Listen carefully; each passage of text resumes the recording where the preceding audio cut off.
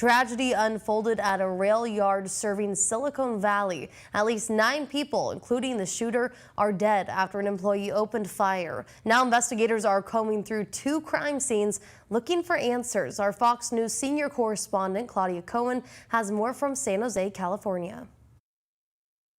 Investigators are working to determine what prompted an employee to open fire at the Valley Transportation Authority in San Jose, California.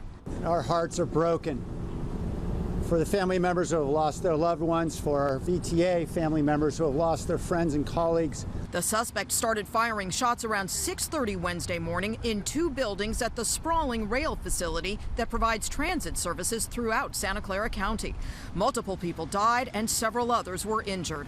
Officials say it appears the gunman killed himself. Deputies did not exchange gunfire, and right now we're going to preliminary go with the assumption that it was a self-inflicted gunshot wound from the suspect.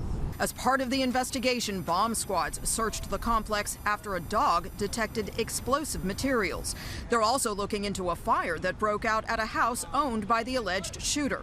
California Governor Gavin Newsom became emotional talking about the incident, expressing his frustration with yet another mass shooting. There's a numbness I imagine some of us are feeling about this, because there's a sameness to this.